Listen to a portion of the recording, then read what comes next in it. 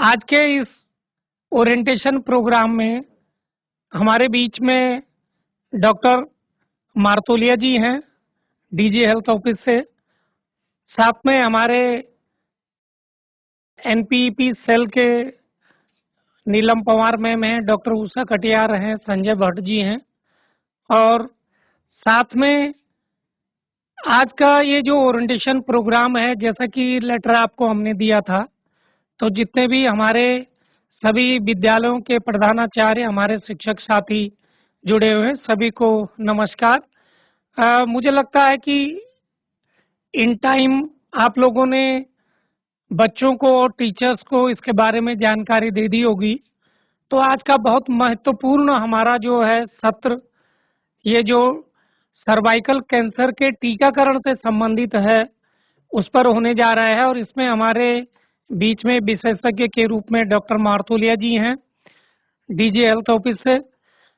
चूंकि बहुत सारी, आज आपने अगर देखा होगा, बहुत सारे अखबार में और मीडिया में जो सबसे बड़ा हेल्थ इश्यू जो महिलाओं में खासकर आ रहा है, वो सर्वाइकल कैंसर वाला जो है ज़्यादा आ रहा है। इसके बारे में डिटेल डॉक्टर साहब आपको बताएंगे। और यदि हम इसकी अवेयरनेस और इसके बचाव और इसके टीकाकरण पे यदि हम जो है इसमें अवेयर रहते हैं, जोर देते हैं, तो मुझे लगता है कि जो आने वाले भविष्य में जो हमारी मातृशक्ति है वो सुरक्षित भी रहेगी, स्वस्थ भी रहेगी। और जो आने वाली जनरेशन है वो और ज़्यादा स्वस्थ भी रहेगी, सुरक्षित भी रहेगी। तो अगर हमें हेल्दी इंडिया बनाना है तो हमें हेल्दी मदर बनानी पड़ेगी। और हेल्दी मदर बनाने के लिए जो शुरुआती जो चीज़ें, हमारे टीकाकरण, बचाव, उसके बारे में जानकारी, ये सारी चीज़ें हमारे विद्यालयों के माध्यम से अभिभावकों तक भी पहुंचनी चाहिए। और कई सुनने में ऐसा भी आया है कि बहुत सारे जो हमारे पेरेंट्स हैं वो इसको अवॉइड कर रहे हैं, या हो सकता है जानकारी के अभाव में या किसी अन्य भ्रांति के अभाव में वो टीकाकरण इसका नहीं हो पा रहा है। तो उसी के संबंध में आज ये हमारा सत्र रहेगा। तो मेरा रिक्वेस्ट होगी सभी टीचर्स के साथ कि इस समय आपने बच्चे भी अपने बिठा रखे हैं, आप भी इसको नोट करते रहें। जो पीपीटी चलेगी उसका स्क्रीनशॉट ले लें। और फिर बार बार कहीं अन्य जगहों पर भी, जब भी कहीं पर आपकी कोई इस तरह की प्रेयर में या कोई इस तरह ओकेजन होता है, तो वहाँ पर इस अवेयरनेस को और इस बात को आप जरूर इसको आगे शेयर करेंगे। तो मैं ज़्यादा अधिक न कहते हुए हमारे डॉक्टर साहब का स्वागत करता हूँ स्टूडियो में। शिक्षा विभाग की ओर से, एससीईआरटी की ओर से मैं डॉक्टर के.एन. बेजलवान, एससीईआरटी डायरेक्टर के पद पे हूँ। और एनपीपी जो हमारा राष्ट्रीय जनसंख्या शिक्षा कार्यक्रम है, उसको भी हम असिस्ट कर रहे हैं। और उसी की कड़ी में आपने देखा होगा कि बहुत सारे अवेयरनेस, इस तरह के जन जागरूकता आईसी प्रोग्राम हम वर्चुअल स्टूडियो के माध्यम से आप लोगों तक पहुंचाते हैं। और मेरा आपसे निवेदन होगा कि कृपया इनको जरूर नोट भी करें और कम्युनिटी में और अन्य जो हमारे स्टेक होल्डर्स हैं उनके पास भी आप जरूर इस जानकारी को जो है शेयर करेंगे। तो पुनः डॉक्टर साहब आपका स्वागत और धन्यवाद, आपने व्यस्तम समय में से हमको टाइम दिया। और मैं चाहूँगा कि हमारे बच्चों को, हमारे टीचर्स को, हमारे प्रिंसिपल्स जितने भी बैठे हुए हैं, उनको इसके बारे में जो है आप सभी तरह की जानकारी देंगे। और हम चाहेंगे कि हमारा राज्य 100% टीकाकरण, जो हमारा वय वर्ग है, जो गर्ल्स चाइल्ड का वय वर्ग है, उनमें 100% टीकाकरण इसमें हो, ऐसी हम अपेक्षा भी करते हैं। Thank you. Over to you. बच्चों नमस्कार, सुप्रभात। आशा करता हूं कि आप सभी को मेरी आवाज़ सुनाई दे रही है। अगर मेरी आवाज़ आप तक क्लियर जा रही है तो कृपया करके हाथ खड़ा करें। बहुत बहुत धन्यवाद। बच्चों, मेरा नाम डॉक्टर कुलदीप सिंह मर्तोलिया है और मैं कुछ चीज़ें आपको on the basis of experience बताऊंगा और कुछ चीज़ें मैं ऑन द बेसिस ऑफ जो लिटरेचर है, दुनिया भर में जो सर्वाइकल कैंसर के बारे में जो लिटरेचर है उसके माध्यम से आपको चीज़ें बताऊंगा। कभी आपने सोचा है कि एक डॉक्टर की जिंदगी में सबसे दुखद क्षण, सबसे मुश्किल क्षण कौन से होते हैं? आपको लगता होगा कि डॉक्टर को जब उपचार करना पड़ता है, बहुत मरीजों को देखना पड़ता है, तब उसके लिए दुखद क्षण होता है। या बहुत लंबे लंबे जो ऑपरेशन होते हैं 6 घंटे के, 7 घंटे के, 8 घंटे के, उसमें डॉक्टर को मुश्किल होती होगी। या फिर कभी अचानक इमरजेंसी आ जाती है, रात रात को काम करना पड़ता है, वो मुश्किल घड़ियां होती होंगी। ऐसा अमूमन सभी लोगों को लगता है कि ये घड़ियां सबसे मुश्किल घड़ियां हैं किसी डॉक्टर को।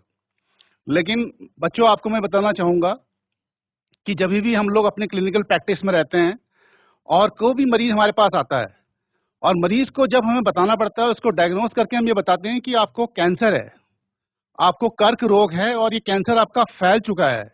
ये बताना किसी भी डॉक्टर की जिंदगी में सबसे मुश्किल क्षण होता है, क्योंकि कैंसर ऐसी बीमारी है, अगर वो फैल चुकी है तो उसका इलाज बहुत ही जटिल हो जाता है, बहुत ही मुश्किल हो जाता है।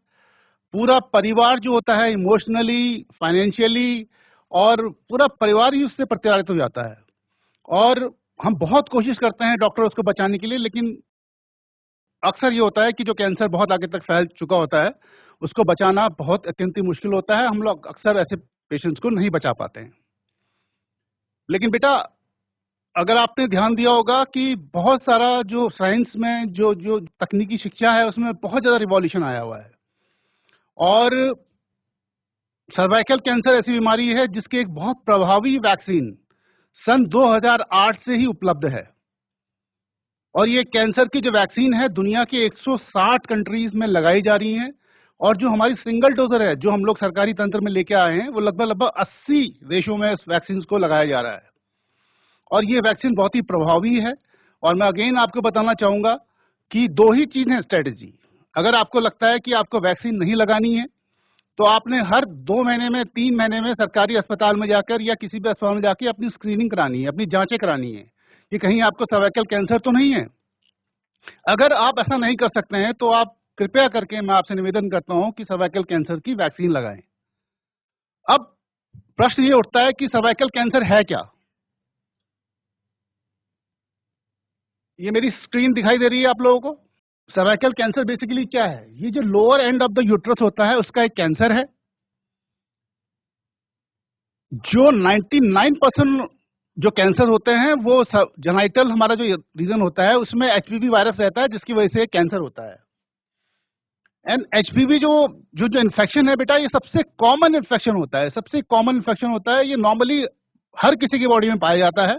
किसी के उसमें कैंसर बन जाता है, किसी में उसमें कैंसर नहीं बनता है। कई कभी छोटी छोटी बीमारियां जैसे पेपिलोमाइटिस या फिर हल्का खांसी आना, ये इस तरह की, ये वॉट बन जाना, तो ये बहुत आम चीजें हैं। तो बेसिकली जब इस तरह की चीजें आई कि सर्वाइकल कैंसर एक ऐसे वायरस की वजह से है जिसको ह्यूमन पेपिलोमा वायरस कहते हैं, तो पूरे दुनिया में जितने भी दुनिया के देश हैं, उन्होंने एक ग्लोबल स्ट्रेटेजी बनाई कि इसको एलिमिनेट कैसे करना है। तो ये था कि जो 90% ऑफ गर्ल्स हैं दुनिया भर की, 90% ऑफ गर्ल्स हैं, उनको 15 साल होने से पहले हमने वैक्सीनेशन करना है। मतलब कि 90% ऑफ गर्ल्स दुनिया में जहां पे भी मौजूद है, मैं सिर्फ हिंदुस्तान की बात नहीं कर रहा हूं, जैसा मैंने आपको पूर्व में ही बताया था कि 160 कंट्रीज में ये वैक्सीन चल रही है, कि 90% गर्ल को हमने पहले ही वैक्सीनेशन करना है, 15 साल होने से पहले ही। 70% हमने स्क्रीनिंग करनी है। स्क्रीनिंग कहने का मतलब है कि आपको हर 1 महीने में, 2 महीने में, 3 महीने में या 4 महीने में अस्पताल में जाकर अपनी जांचें करानी है, अपने अपने अपने को दिखाना है कि कहीं मुझे सर्वाइकल कैंसर तो नहीं है। सर्वाइकल कैंसर दिखाना इसलिए जरूरी है क्योंकि अमूमन बहुत देर तक एसिम्प्टोमेटिक होता है, सिम्टम मतलब होते ही नहीं है, आपको कोई लक्षण नहीं आएंगे कि मेरे को सर्वाइकल कैंसर है या नहीं है। जब तक आपको पता लगेगा कि सर्वाइकल कैंसर आपको है, हो सकता है स्टेज 1, 2 या 3 या 4 में चले जाए। तो इस चीज को आपको कराना है। या फिर 90% लोगों को जिनको सर्वाइकल कैंसर हो गया है, उनका हम लोगों ने इलाज कराना है। ये ग्लोबल स्ट्रेटेजी है। ये ग्लोबल स्ट्रेटेजी कहने का मतलब है कि सिर्फ हिंदुस्तान ने ही नहीं ठाना है, पूरी दुनिया ने ये ठाना है कि हमको सर्वाइकल कैंसर को मिटाना है। उसके लिए ये ग्लोबल स्ट्रेटेजी है।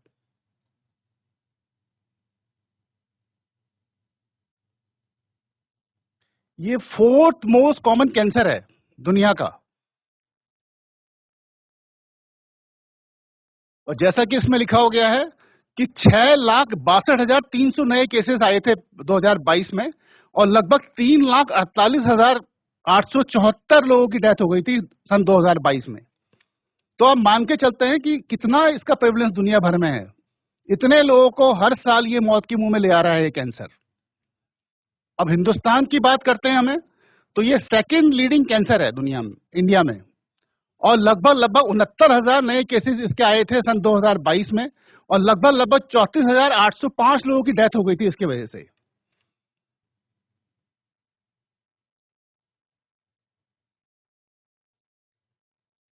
एचपीवी टीका बेसिकली है क्या, मतलब ये क्या टीका है?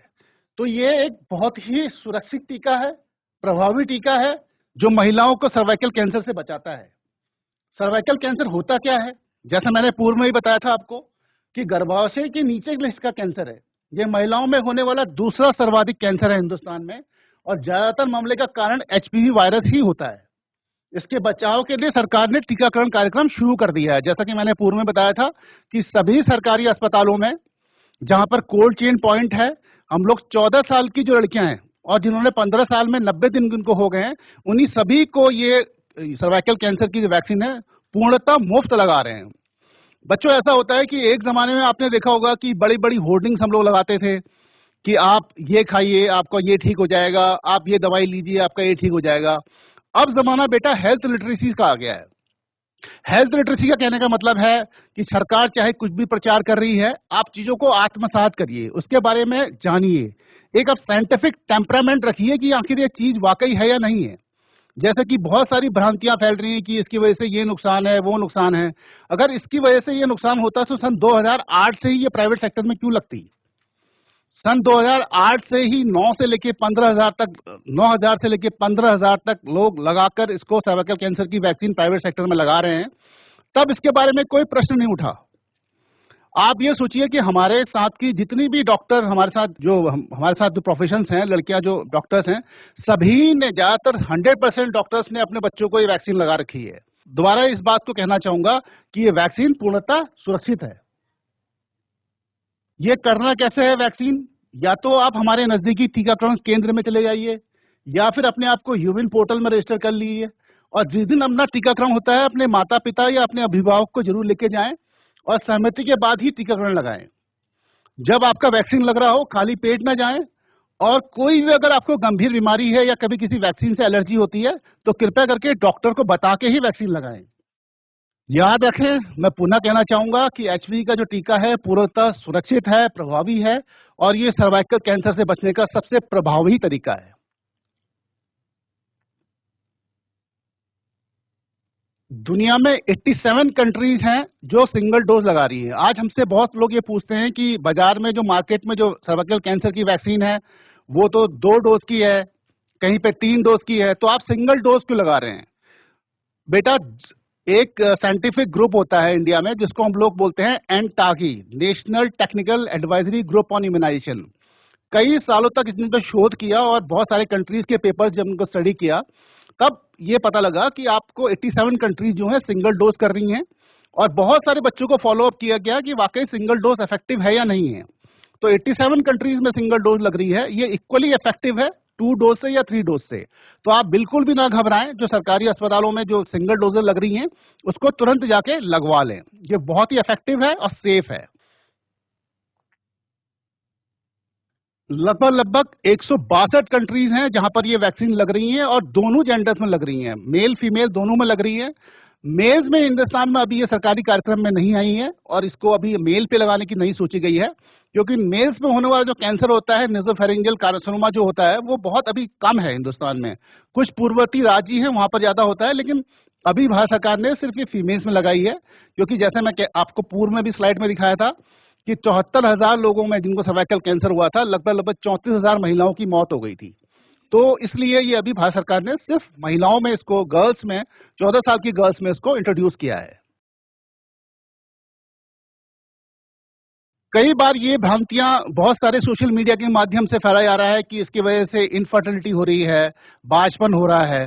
तो आपसे बच्चों में यही निवेदन करना चाहूंगा कि दुनिया के कुछ स्कैंडिनेवियन कंट्रीज हैं, जैसे कि डेनमार्क है, जैसे कि नॉर्वे है, स्वीडन है, यहाँ पर नेगेटिव में पॉपुलेशन ग्रोथ चल रही है। मतलब पॉपुलेशन ग्रोथ जो है नेगेटिव में चल रही है, बच्चे बहुत लोग पसंद ही नहीं करते हैं पैदा करना। तो सरकार ने वहां पर बहुत सारी आपको अलाउंसेस दे रखी हैं, आपको मातृत्व पितृत्व अवकाश मिलता है, सभी के लिए बहुत सारी फाइनेंशियल्स, मतलब सरकार उनको बच्चे पैदा करने के लिए बहुत सारी फाइनेंशियल प्रोविजन भी कर रखी हैं, बहुत सारे सब्सिडीज भी दे रही हैं, और ये वो देश है जिन लोगों ने नोबेल प्राइज का आविष्कार किया हुआ है।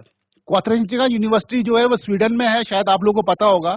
जो दुनिया के सबसे बड़े जो नोबेल लॉरेट होते हैं, जिसको साइंस में सबसे बड़ा प्राइज मिलता है, लिटरेचर में मिलता है, शांति के लिए मिलता है, वो क्या होता है? नोबेल पुरस्कार। वो इन्हीं देश के द्वारा दिया जाता है। अगर इन देश को अगर आप इन देश को अगर ऐसा बता दें कि ये वैक्सीन के लगाने के बाद इनफर्टिलिटी होती, तो ये अपने देश में इंट्रोड्यूस क्यों करते? तो इन देशों में भी कई सालों से ये इस तरह की जो गार्डसिल वैक्सीन है वो लगाई जा रही है। ये स्लाइड सिर्फ इसलिए रखी हुई है क्योंकि सोशल मीडिया के माध्यम से बहुत सारी भ्रांतियां चल रही हैं, तो ये स्लाइड आपको इसलिए रखी गई है। ये बेटा डिटेल्स ऑफ जो हमारी एचपीवी वैक्सीन है, ये गार्डसिल एक ब्रांड है। ये ब्रांड 2008 से ही इसकी स्वीकृति लाइसेंस मिल चुका है। बहुत सारे दुनिया के देशों में यही वैक्सीन लग रही है। और जो वैक्सीन के जो सीरोटाइप हैं वो 6, 11, 16 और 18 है। ये जो सीरोटाइप्स होते हैं बेटा, इसमें 16, 18 जो होता है, इसमें सबसे ज्यादा ऑन्कोजेनिक पोटेंशियल होता है, यही कैंसर करते हैं।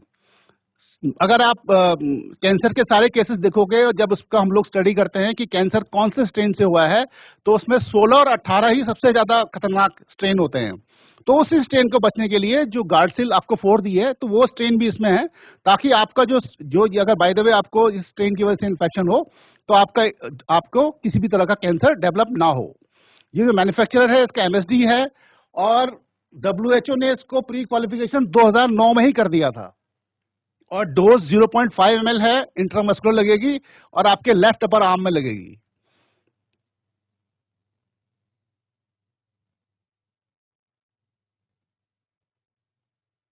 बेटा ये वैक्सीन के की पॉइंट्स हैं।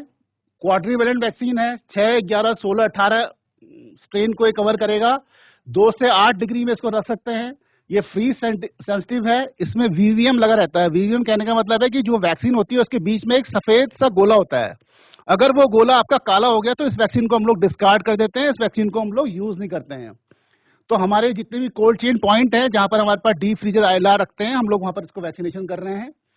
जितने भी हमारे गवर्नमेंट हेल्थ फैसिलिटीज हैं, चाहे आयुष्मान आरोग्य मंदिर हैं, चाहे पीएससीज हैं, चाहे अर्बन पीएससीज हैं, सीएससीज हैं, एसडीएच हैं, डीएच है, सभी जगह पे ये वैक्सीनेशन हो रहा है। और वैक्सीनेशन कैंपेन फिलहाल सरकार ने 3 महीने का रखा हुआ है, लेकिन इसको आगे बढ़ाने की भी संभावना है। टारगेट पॉपुलेशन इसका जो है 14 साल की लड़कियां हैं, और जिन्होंने 15 साल में जिनको 90 दिन हो चुके हैं। तो टोटल 1% ऑफ जो हमारा टारगेट पॉपुलेशन है उत्तराखंड का 95,000 लड़कियां हैं, जिनको हमने, किशोरियां हैं, जिनको हमने वैक्सीनेशन करना है। वैक्सीनेशन टीम में हमारे वैक्सीनेटर होंगे, मोबिलाइजर्स होंगे, वेरीफायर्स होंगे, वॉलंटियर्स होंगे, ये सभी लोग होंगे। और अगेन बेटा मैं पुनः आप लोगों से इस बात को दोहरा रहा हूं कि हेल्थ लिटरेसी का जमाना है। हेल्थ लिटरेसी कहने का मतलब है कि आपके स्वास्थ्य के बारे में जो भी आपको जानकारी दी जा रही है, उसको आत्मसात करें, उसको समझें और खुद वॉलंटियर बने कि मुझे अपना वैक्सीनेशन कराना है। आपको इस बात की जरूरत नहीं पड़नी चाहिए कि कोई आपको घर में आके बता रहा है, आपको आशा बता रही है, आपको एनम बता रही है। जब मैं आपको ये बता चुका हूं कि 160 से अधिक देशों में इस वैक्सीन को लगाया जा रहा है, शायद ही दुनिया का कोई ऐसा देश है जिसमें वैक्सीनेशन नहीं हो रहा है।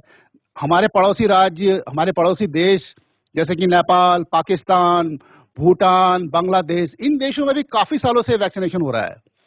तो हेल्थ लिटरेसी का जमाना है बेटा, अपने आप को सक्षम बनाइए और इसके बारे में लिटरेचर पढ़िए, और तुरंत जाकर अपने जो नजदीकी वैक्सीनेशन सेंटर है उसमें अपना वैक्सीनेशन जरूर करवाएं।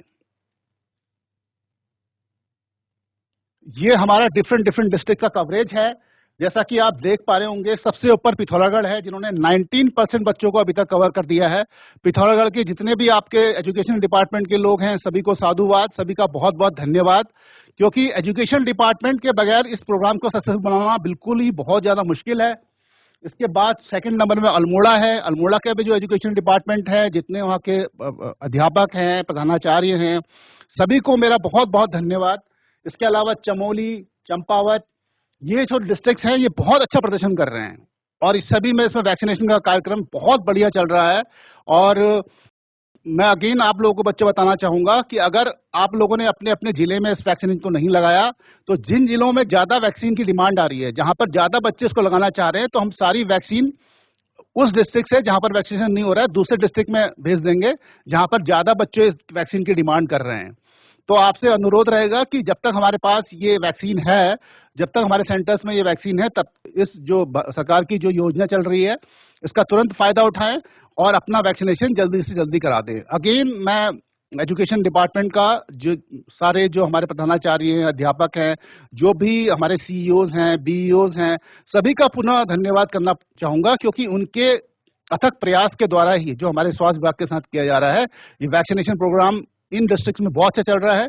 और मैं आशा करता हूं कि जो अन्य डिस्ट्रिक्ट्स हैं वो भी अपनी कमर कसेंगे और वहां पर भी ये वैक्सीनेशन प्रोग्राम अपनी जो सफलता है, जो हम लोग टारगेट कर रखा है, उसको अचीव करेंगे। बहुत बहुत धन्यवाद। अगर आपकी कोई भी प्रश्न है, मैं उसको लेने को तैयार हूं। एंड अगेन आप लोगों को बताना चाहूंगा कि आपके पास 2 सब्स्टिट्यूट हैं, 2 आपके पास अल्टरनेटिव प्लान है। या तो आप हर एक 2 महीने में, 3 महीने में जाकर अस्पताल में अपनी जांचें कराइए कि कहीं आपको सर्वाइकल कैंसर के शुरुआती लक्षण तो नहीं है। अगर आप ये नहीं चाहते हैं, अगर आप चाहते हैं कि आपकी बार बार जांचें ना हो, तो कृपया करके आप नजदीकी सेंटर में, अगर आपकी अर्हता बनती है, अगर आप 14 साल के हैं, तो वैक्सीनेशन जरूर करवाएं। अगर कोई भी प्रश्न है तो कृपया करके मुझसे पूछ लें। किसी भी विद्यालय में या बच्चों की कोई क्वेरी है, कोई उनकी जिज्ञासा है, तो प्लीज हैंड रेज कीजिए, तो यहाँ से फिर जो है आपको कनेक्ट कर लिया जाएगा। कोई भी आपकी क्वेरी हो, जिज्ञासा हो, टीचर्स हो, वहाँ पर टीचर्स हैं, टीचर्स भी अपनी कुछ जिज्ञासाएं पूछ सकते हैं। और जरूर पूछिए, तभी हमें पता लगेगा कि आपने ध्यान से सुना है, नहीं सुना है, क्या चीज है। जीआईसी सॉन्ग ये सबसे ज्यादा किस कंट्री में होता है? ये बेसिकली जो हमारे अफ्रीकन कंट्रीज हैं और जो हमारे साउथ ईस्ट एशियन रीजन है, जिसमें इंडिया है, पाकिस्तान है, नेपाल है, भूटान है, इसी में ही सबसे ज्यादा 70% सर्वाइकल कैंसर इन्हीं देशों में होता है। Hindustan, Pakistan, Bangladesh and Nepal. Thank you जी बेटा। जी जी बेटा, बताइए। सर, इससे बचाव कैसे कर सकते हैं? बेटा, बचाव के मैंने 2 ही तरीके बताए हैं। या तो आप अपनी जांचें कराइए, हर एक 1-2 महीने में अपने नजदीकी स्वास्थ्य केंद्र में जाइए, जो लेडी डॉक्टर है उससे अपनी जांच कराइए कि आपको सर्वाइकल कैंसर के प्रारंभिक लक्षण तो नहीं है। या फिर आप हमारे जो सरकारी अस्पताल में जाकर अपना वैक्सीनेशन करवा लें, अपना टीका लगवा लें, अगर आप 14 साल के हैं तो। Thank you sir. कैसी हड़ताल? सर, मैं डॉक्टर हिमांशु बोल रहा हूँ आरबीएस के चक्राता से। हमने यहाँ पर बोलो सर बोलो। बच्चों के साथ भी काउंसलिंग करी और बच्चों के पेरेंट्स के साथ भी काउंसलिंग करी, बट सबका मेन कॉज यही आ रहा है, या तो आप लोग जिम्मेदारी लीजिए, या फिर वो ये कह रहे हैं कि हमने जो है इतना सुना है कि इससे यूट्रस में फर्टिलिटी की प्रॉब्लम ज़्यादा क्रिएट हो रही हैं। तो हमारी और टीचर्स की सबकी ये रिक्वेस्ट है कि इफ़ पॉसिबल आप एक सेशन जीआईसी अटाल में पेरेंट्स के साथ हो सकता है तो सर अरेंज करवा दीजिए। ठीक है, मैंने आपको एक स्लाइड दिखाई थी जिसमें स्कैंडिनेवियन कंट्रीज का दिखाया था, जिसमें डेनमार्क है, जिसमें नॉर्वे है, स्वीडन, वो कंट्रीज हैं जहाँ की आप पॉपुलेशन की अगर डेमोग्राफी देखोगे तो वो नेगेटिव में चल रही है कई वर्षों से। और सरकार वहाँ अलग अलग तरह की प्रोत्साहन राशि लोगों को देती है कि आप बच्चा पैदा करें। और उन देशों ने भी कई सालों से ये वैक्सीन को अपने नेशनल प्रोग्राम में रखा हुआ है। अगर इसकी वजह से अगर उनको इनफर्टिलिटी हो रही है तो सबसे पहले ये वैक्सीन ही बैन करते वो लोग अपने देश में। और वो देश छोटे मोटे देश नहीं है। स्वीडन वैसा कंट्री है जहाँ पर क्वातरिंची का यूनिवर्सिटी है, वो जो नोबेल लॉरियट्स को दुनिया में चुनती है। दुनिया में जो सबसे एडवांस रिसर्च पेपर होते हैं इन्हीं देशों में होते हैं। तो वो देश अपने आप में जो जिसमें नेगेटिव पॉपुलेशन ग्रोथ चल रही है, तो वो क्यों ऐसी वैक्सीन लगवाएंगे? इसका सिंपल सा उत्तर ये है। और दूसरा मैं कहना चाहूंगा, जो गारंटी की बात कर रहे हैं कई सारे लोग, तो मैं आपसे सिर्फ ये पूछना चाहूंगा कि जब आप हवाई जहाज में यात्रा करते हैं तो क्या पायलट आपको गारंटी देता है कि इसका प्लेन क्रैश नहीं होगा? जब आप बस का टिकट लेते हैं तो क्या आपको कंडक्टर या ड्राइवर ऐसा बोलता है कि इस बस का कहीं एक्सीडेंट नहीं होगा, मैं सही टाइम पे पहुंचा दूंगा? जब आप लोग वहां पर गारंटी नहीं मांगते हैं तो इन चीजों की गारंटी क्यों मांगी जा रही है? मुझे ये समझ में नहीं आता है। और जहां पर यूट्यूब और फेसबुक की बात करें तो यूट्यूब फेसबुक में कई सालों से चल रहा है कि मैगी खाने से कैंसर होता है। तो कितने बच्चों ने मैगी खाना छोड़ दिया यूट्यूब को देख के? कोई बच्चा ऐसा है यहाँ पर बैठा हुआ जिसने मैगी नहीं खाई जब से पता लगा कि मैगी खाने से कैंसर होता है? अगर किसी भी स्कूल में मिड डे मील में अगर मैगी बनाना शुरू कर देंगे, मेरे ख्याल से बच्चों की अटेंडेंस ज्यादा बढ़ जाएगी। तो कृपया करके जो यूट्यूब और फेसबुक और व्हाट्सएप यूनिवर्सिटी में जो भ्रांतियां चल रही हैं उनमें ज़्यादा विश्वास ना करें, और जो साइंटिफिक टेम्परामेंट रखिए। आप लोग सभी लोग स्कूल में पढ़ने वाले शिक्षित लोग हैं, और दुनिया भर के आंकड़े देखिए और उस पर विश्वास करके अपना वैक्सीनेशन करवाएं। थैंक यू डॉक्टर साहब। मेरा एक निवेदन है सभी टीचर्स से, बच्चों से भी, कि देखिए अगर आप अपनी पास्ट हिस्ट्री देखें तो जब हम लोग पढ़ते थे तो उस समय चेचक का टीकाकरण चल रहा था, और बहुत सारे लोग डर के मारे, क्योंकि एक दो दिन चूंकि वो बुखार वगैरह आते थे, थोड़ा सा दर्द भी होता था, और कई कई उसमें भ्रांतियां उस समय भी होती थी। उस समय सोशल मीडिया नहीं था, लेकिन मौखिक भ्रांतियां चलती थी, लेकिन फिर भी सक्सेस हुआ। बहुत सारी चीजें हैं। तो मुझे लगता है कि थोड़ा सा हम लोगों को जो है तथ्य पर और साइंटिफिक फैक्ट पर बच्चों के साथ, गार्जियन के साथ बात करनी चाहिए, क्योंकि कोई भी साइड इफेक्ट ऐसा नहीं है कि कोई भी टीकाकरण जो होता है वो बिना किसी R&D के कोई सोसाइटी में या पब्लिक में लॉन्च होता है।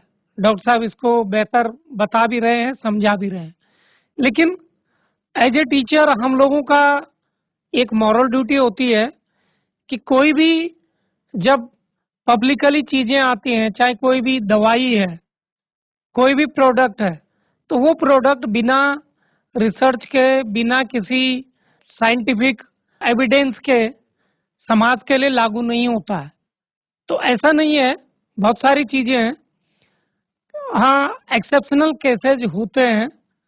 हो सकता है कहीं पर किसी का कोई अन्य कॉज रहे हो और उन्होंने इस टीकाकरण को उसका कॉज मान लिया हो, तो ऐसा नहीं है। बहुत सारे हमारे जो अभी आप देखेंगे कि हमने 9th और 10th की जो है अपनी गृह विज्ञान की किताबें SCERT ने बनाई हैं, उस पर हमने टीकाकरण चैप्टर एक स्पेशल रखा हुआ है। बहुत सारी चीजें हमने रखी हैं, और टीकाकरण कंटिन्यूअस हो रहा है। तो अगर ऐसी स्थितियां होती तो वो टीके क्यों लगते? आपने देखा होगा कि अगर बहुत जो हमारी लगभग गर्भवती महिलाएं हैं उनका टीकाकरण शुरू हो जाता है, और बच्चे का टीकाकरण उसके बाद शुरू होता है। तो अगर ऐसी स्थितियां होती है तो ये टीकाकरण पूरा, ये भी जो सर्वाइकल कैंसर वाला जो टीकाकरण है वो भी तो उसी का एक पार्ट है। तो प्लीज एक रिक्वेस्ट है कि हम इसको पॉजिटिव लें, क्योंकि इस पर हम तो कुछ नहीं कह सकते हैं। डॉक्टर एक्सपर्ट्स जितने भी हैं पूरी दुनिया में, सभी लोगों ने इसको जो है सही माना है। यही हमको कम्युनिटी को और बच्चों को बताना है। और उसके बाद ये हम ये नहीं कह सकते कि ये सोशल कॉज है। हम एक पूरा हेल्दी जनरेशन आगे बढ़ाएंगे, तो इसके लिए हमको, मुझे लगता है कि जितना हो सके, बहुत सारे क्वेरीज होंगी, बहुत सारे क्वेश्चन होंगे, वहाँ पर नियर बाय में PSC होंगे, वहाँ पे डॉक्टर्स होंगे, आप जाकर के बात कर सकते हैं। या अगर आपको ये लगता है अपने यहाँ अगर बच्चों के लिए डायरेक्ट आप फेस टू फेस काउंसलिंग करना चाहते हैं तो बात कर लीजिए नियर बाय में RBSK से, तो वहाँ से डॉक्टर्स भी आपके स्कूल में आ सकते हैं। तो थोड़ा इसको भी हमें अवेयरनेस बताने की जरूरत है, और इसीलिए तो हमने आज ये रखा है। आप अपना स्कूल में आपकी क्लास हमने थोड़ी देर के लिए रोकी, आपका टीचिंग प्रोसेस हमने रोका। इसीलिए तो रोका क्योंकि ये देखा जा रहा है कि हमारे जो स्टेक होल्डर हैं, जो स्पेसिफिक एज ग्रुप की जो बच्चियां हैं, उनका टीकाकरण कम है जबकि इनरोलमेंट ज़्यादा है। तभी तो हमने आज आपको वर्चुअल स्टूडियो के माध्यम से, लैब के माध्यम से आपसे डॉक्टर साहब की सीधे सीधे बात करा दी, इसकी भ्रांतियां बता दी, इसके लक्षण क्या होते हैं वो तो बाद में जब हो जाता है तब पता लगता है। तो इन सभी बातों पे तभी तो एक पूरा आपका सत्र रखा था। तो हम समझते हैं कि आप सभी थोड़ा और जागरूक होकर के आपस में बातचीत करके, अपने पेरेंट्स से बातचीत करके, और कोशिश कीजिए कि 100% इसका टीकाकरण हो। तो मुझे लगता है कि ऐसा कोई बात नहीं है जिस पर कि हमको कोई झिझक हो या हम कोई डरें या हम बेकार की चीज़ों में जो है कुछ अन्य चीज़ें सोचते रहें, तो ये थोड़ा-सा आप लोग इसका जो है मुझे लगता है सही। पहले तो ये बच्चे जितने आज सुन रहे हैं, ये सभी हमारे एम्बेसडर हैं। ये सारी बातें आपस में बताएँगे कि भई वहाँ पर ये बताया था। हमारे टीचर्स भी, अन्य बच्चों को भी, अभी तो हमने स्पेसिफिक केवल गर्ल चाइल्ड को यहाँ पर रखा था, लेकिन आप इसको असेंबली में सभी बच्चों के साथ, बॉयज़ भी हों, कोई ऐसा वो नहीं है, उनके साथ भी ज़रूर शेयर करें, क्योंकि जानकारी सभी को होनी चाहिए। तो किसी और का कोई अगर प्रश्न हो तो उसको हम ले सकते हैं 5 मिनट में। GIC रीठा खाल। जी सर, मैं नमस्कार। GIC रीठा खाल से। नमस्कार सर, मेरे 2 प्रश्न हैं। पहला ये है कि क्या इस वैक्सीनेशन की जो सबसे मिनिमम एज 14 ही है और 35 प्लस भी इसको लगा सकते हैं या नहीं? और दूसरा प्रश्न ये है कि अगर हम अपने बच्चों के लिए इस वैक्सीनेशन की डिमांड करते हैं तो हम वो किस माध्यम से कर सकते हैं, कैसे कर सकते हैं? Thank you sir. जो WHO की जो गाइडलाइन है, ये 9 साल के बाद कोई भी जो पात्र है, मतलब वो लाभार्थी इसका बन सकता है। 9 इयर्स का एज है अगर आपकी फीमेल्स की, तो इस वैक्सीन को ले सकते हैं। लेकिन जो हमारा राष्ट्रीय कार्यक्रम चल रहा है, जो भारत सरकार ने कैंपेन शुरू किया है, अब ये 14 साल की लड़कियों के लिए मुफ्त है, जो कि हमारे नियर बाय सरकारी अस्पतालों में है। और 14 साल के बाद जिसको अगर 15 साल भी हो गए या 90 दिन भी हो गए, उनको भी हमने इसमें इंक्लूड कर रखा है। तो ये हमारे पात्र लाभार्थी हैं फॉर द इम्यूनाइजेशन, जो हमारा HPV वैक्सीनेशन प्रोग्राम चल रहा है गवर्नमेंट स्कूल्स, गवर्नमेंट प्रोग्राम में। और अगर आपको डिमांड करनी है तो आप अपने नज़दीकी जो PSC CSCs हैं, वहाँ के ब्लॉक इंचार्ज से बात कर लीजिए और सारे बच्चों को जिस दिन वहाँ पर सेशन लगेगा वहाँ पर मोबिलाइज कर लीजिए। भारत सरकार के सख्त इंस्ट्रक्शन है कि इसको स्कूल बेस्ड नहीं करना है, इसको हॉस्पिटल बेस्ड ही रहना है इस प्रोग्राम को, ताकि किसी बच्चे में अगर गलती से भी कोई प्रतिकूल प्रभाव रखता है तो तुरंत ही उसका उपचार कर लिया जाए। और मैं आपको बताना चाहूँगा कि लगभग जब से कार्यक्रम शुरू हुआ है, हिंदुस्तान में लगभग 40 से 50 लाख डोज इसकी लगाई जा चुकी है बच्चों में। अभी तक किसी में भी प्रतिकूल प्रभाव नहीं पड़ा। मध्य प्रदेश राज्य है जहाँ पर 10 लाख बच्चों ने इसको, लड़कियों ने, किशोरियों ने इस वैक्सीन को ले लिया है। गुजरात ने भी लगभग 4 लाख लड़कियों ने इसको ले लिया है। तो अभी तक किसी भी किशोरी में उसमें कोई भी प्रतिकूल प्रभाव अभी तक नहीं पड़ा है। ये एक GIC तलवारी से क्वेश्चन आया हुआ है जिसमें सिम्टम्स पूछे हुए हैं कि सर्वाइकल कैंसर के सिम्टम्स क्या होते हैं। तो सर्वाइकल कैंसर शुरुआती में तो बिल्कुल ही सिम्टम लेस होता है, इसमें कोई दिक्कतें नहीं होती हैं। अगर ये एडवांस स्टेज में पहुंचा तो अचानक कभी भी ब्लीडिंग हो सकती है या फिर थोड़ा सा पेन हो सकता है या बुखार भी आ सकता है। तो इनिशियल साइन और सिम्टम्स के ब्लीडिंग से ही पता लगता है। अगर खून का स्राव हो रहा हो या इस तरह की कोई चीज़ें हो रही हो तो पता लगता है कि शायद हो सकता है सर्वाइकल कैंसर का इनिशियल स्टेज है। दो ये होना बहुत आम है, लेकिन अगर इस तरह के लक्षण आ रहे हैं तो कृपया करके आप नज़दीकी जो स्वास्थ्य केंद्र है वहाँ जाकर अपनी जांच करा लें। एक राम आश्रम से आया है, सर्वाइकल कैंसर के कारण क्या होते हैं? सर्वाइकल कैंसर का कारण पूछा हुआ है यहाँ पर, तो मैं बोल रहा हूँ कि आपको मोर देन 90% केसेस में जो ह्यूमन पेपिलोमा वायरस होता है, यही इसका रीजन है जिसकी वजह से सर्वाइकल कैंसर होता है। GIC देवलधार। नमस्कार सर, मैं निधि। मेरा सवाल ये है कि मतलब ये जो वैक्सीन लगेगा, ये मतलब लास्ट एज क्या है इसकी, मतलब मैक्सिमम एज इसमें बेटा कितने साल के? नहीं, इसको वैसे अगर साल आप की प्राइवेट सेक्टर में लगाना चाहें तो 9 साल की उम्र से सारी किशोरियां इसके लिए वो जाती हैं, एलिजिबल बेनिफिशियरी हो जाती हैं। टिल 45 ईयर्स तक आप लगा सकते हैं इस वैक्सीन को। लेकिन हमारे सरकारी कार्यक्रम में ये 14 साल की किशोरियों को लगाया जा रहा है, और जिन किशोरियों ने 15 साल जिनको हो गए, 90 दिन और हो गए, उनको भी हमारे पात्र बेनिफिशरीज हैं, हमारे पात्र लाभार्थी हैं। सर मतलब 45 एज से ऊपर के महिलाएं नहीं लगा सकती इसको? उनमें लगा के कोई अभी फायदा नहीं होता, बिकॉज जो ट्रिगरिंग इवेंट होता है जिसकी वजह से कैंसर होता है वो लगभग सेट हो गया होता है। अगर आपका होना होगा तो तभी उससे पहले हो जाएगा। और प्राइवेट में इसका खर्चा कितना आएगा सर? प्राइवेट में ये वैक्सीन मिनिमम 9,000 से लेके 10,000 तक, 15,000 तक मिलती है, और वो भी डबल डोजर मिलती है या ट्रिपल डोजर मिलती है। सिंगल डोजर हमारे सरकारी में ही है सिर्फ। इसके साइड इफेक्ट्स भी होंगे कुछ फिर तो? साइड इफेक्ट्स तो मैम Side ये एक तरह का प्रोटीन हुआ हमारे बॉडी में जाके, तो नॉर्मल बुखार आना, सूजन आना, ये साइड इफेक्ट तो हो ही सकते हैं, इसमें कोई ऐसा दो राय नहीं है। बट उसका प्रभावी तरीके से उसका इलाज भी हो जाता है। आप पैरासिटामोल की गोली ले सकते हैं या फिर बर्फ से सिकाई कर सकते हैं। मैंने आपको पूर्व में बताया कि लगभग लगभग 50 लाख डोजेज हिंदुस्तान में लग चुकी हैं इसकी अभी तक। मध्य प्रदेश ने लगभग लगभग 10 लाख डोज लगाती है, 4 लाख डोजेज गुजरात में लग चुकी हैं। हम उत्तराखंड में भी लगभग लगभग 7,000 डोज लगा चुके हैं। अभी तक कोई भी इसका साइड इफेक्ट नहीं मिला हमें।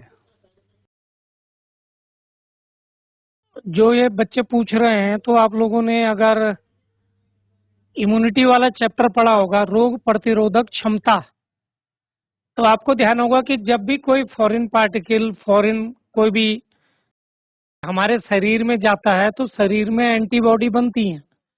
यानी कि उस रोग को प्रतिरोध करने के लिए हमारे शरीर में ऑलरेडी एक सेना तैयार होती है, और उसमें मुख्य जो कारक होता है वो प्रोटीन होता है।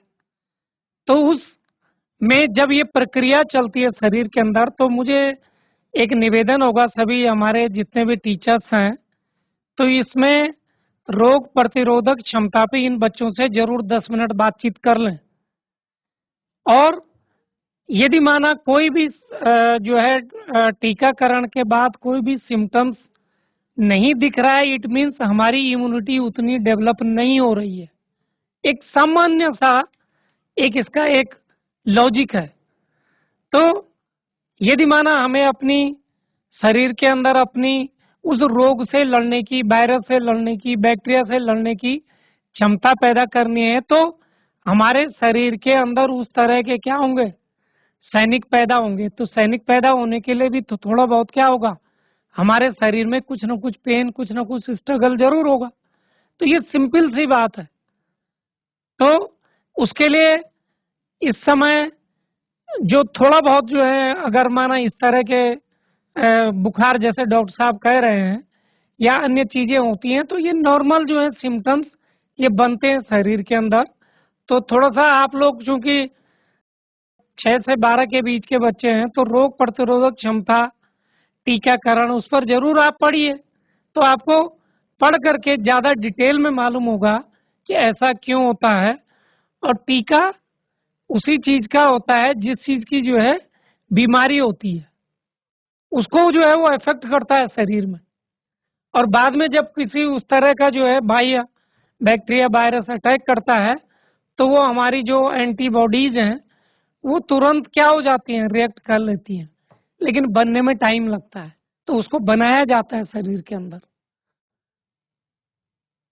कोई और क्वेश्चन किसी का? क्वांसी से है, प्लीज। सर नमस्ते सर, मैं जीआईसी क्वांसी से।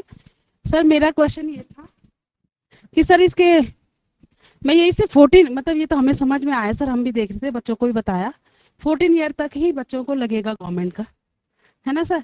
लेकिन अगर हमें जी जी। हमारे यहाँ काफी बच्चे जैसे 14 ईयर में तो हमारे यहाँ क्लास 8 या थोड़ा बहुत 9 क्लास की लड़कियां हैं।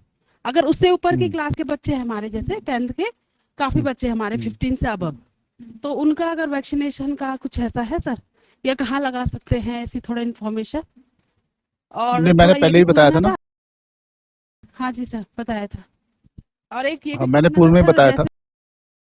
सर फीमेल का भी पूछना था। हम अपने अपने लिए पूछ रहे हैं कि जो हम लोग अगर लगाना चाहें वैक्सीनेशन, है ना, सर्वाइकल का, क्योंकि इसका सिम्टम तो पता नहीं होता सर, तो हम भी अगर लगाना चाहें तो इसके लिए भी मैं पूछना चाह रही थी सर कि हम लोग अगर नहीं, मैं तो कह रहा हूँ कि कहाँ से। हाँ जी सर, मैं ये कहना कुछ है चाहूंगा ऐसा? कि 45 साल से कम उम्र की जितनी भी महिलाएं हैं, जी सर, सब लोग अपना ये वैक्सीनेशन जरूर कराना चाहिए। और मैं आपको दोबारा बता देता हूँ कि हमारे साथ के जितने भी डॉक्टर्स हैं, जो फीमेल डॉक्टर्स हैं, उनकी अगर बेटियां भी है 14 साल की हैं या 9 साल में भी हमारे सारे डॉक्टर्स अपनी बेटियों को ये HPV वैक्सीनेशन करवा लेते हैं।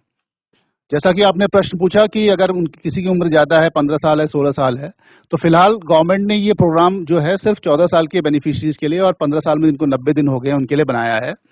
हो सकता है भविष्य में कभी ऐसा हो कि जो एज का जो विंडो है वो और एज ग्रुप के लिए भी खोल दिया जाए। फिलहाल ये 14 साल के बेनिफिशरीज के लिए ही है। और मैं आपसे भी अनुरोध करना चाहूँगा कि अगर आपकी उम्र 45 साल से कम है तो आप एक पात्र बेनिफिशरी हैं, अपना वैक्सीनेशन आप करवा सकते हैं प्राइवेट सेक्टर में। प्राइवेट सेक्टर में करवा सकते हैं आप। अगर अपना वैक्सीनेशन आपको कराना है तो आप प्राइवेट सेक्टर में करा सकते हैं,